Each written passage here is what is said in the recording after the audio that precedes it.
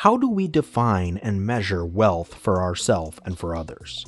Is it merely through the number of dollars that we've accumulated throughout our lifetimes? Does it have anything to do with the amount of possessions we have, the size of our house, or how prestigious our cars are? Or do we measure wealth through some other means entirely? In today's video, I'm going to be going over 3 common ways that I see wealth defined, as well as how I personally choose to define it for myself.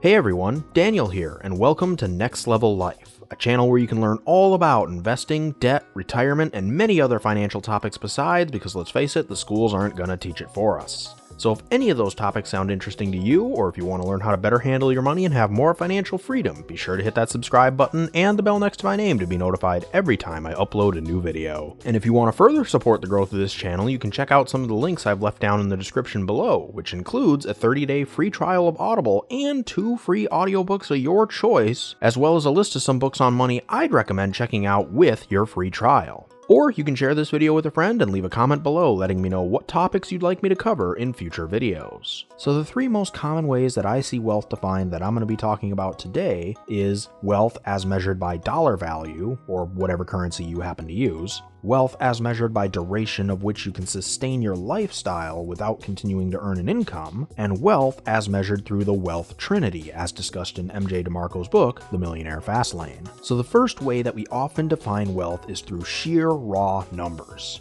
If you have $10 million in your bank account, we could pretty safely assume you would be considered wealthy by a large portion of the population. But with only $10 to your name, maybe not so much.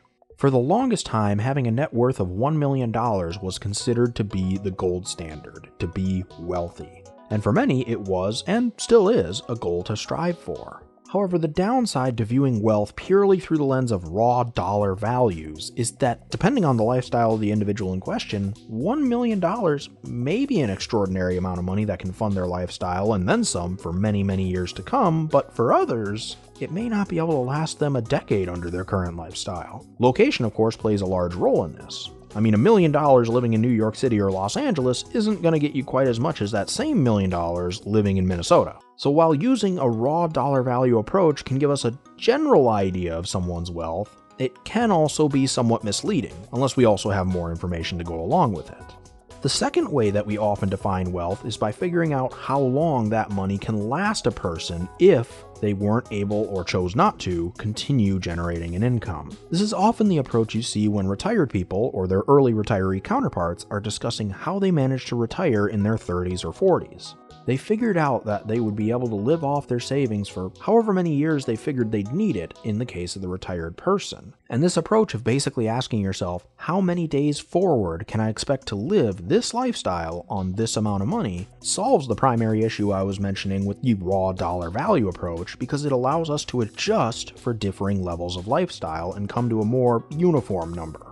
Someone living in New York and spending, say, $100,000 a year with $1 million in savings would have accumulated roughly 10 years worth of wealth for themselves, whereas someone living in a lower cost of living area, such as Minneapolis, may only be spending $50,000 a year. Meaning, assuming their savings were the same of course, they would have accumulated roughly 20 years worth of wealth for themselves. Unless you want to consider things like inflation and rate of return if they invested the money somewhere, which of course we would in reality, but I'm just trying to focus on the pros and cons associated with the definitions today. The point is, this approach gives us a more uniform way of analyzing the wealth of ourselves and others than just looking at net worth figures. However, what this approach fails to do is take into account things other than money. Some may disagree with me here, and that's perfectly fine, but I personally feel that a person's wealth incorporates more than just the amount of green pieces of paper they have, or even how long they can make those green pieces of paper last. While that is an important part of the equation, it isn't the entire equation, which brings me to the third way that we often define wealth.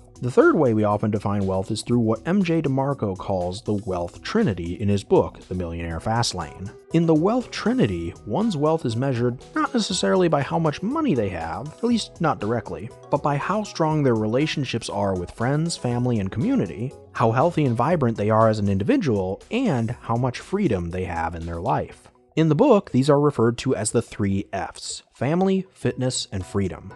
And I personally like this definition of wealth the most out of these 3.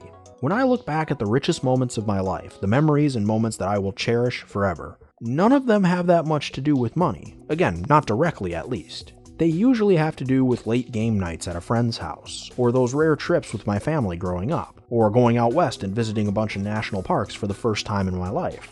Now, certainly I couldn't have done much of that stuff without money, since at the very least food, gas, and some form of lodging would have been needed, but my life wouldn't have been as rich and I wouldn't have been as wealthy had I just left all that money in my bank account. Now, that's not to say that saving money isn't a good idea, or that it's unimportant, or that we should spend everything we make because we're gonna die anyway. No, it's very important to save. Just not for the mere sake of saving and watching the numbers go up. Even though I understand to some people that can be entertaining as well. But I think it's important so that you can develop a passive cash flow that gives you the freedom to choose what you want to do with your life. It gives you the choice to be able to retire, or maybe go part-time if you don't want to retire fully, say if you're following the coasting financial independence path to retirement. It gives you the choice to maybe take some extra days off beyond the vacation that your company may give you so that you can go on an extended vacation with your friends and family. That's why savings is important. It gives you that freedom of choice to fill in the blank here. And it's those freedoms of choice, time, and location that, when used properly, allows you to best strengthen those other aspects of the wealth trinity and become a truly wealthy person, both with money and beyond it. And I think that's a much more comprehensive and accurate definition for wealth, and it's the one that I use, at least until I find a better one to replace it with. Which leads me to my last question today. How do you define wealthy? I know there are dozens of definitions out there that I didn't cover in this video, and I know it's entirely possible that one of those definitions may be even better than any of the three I've laid out today.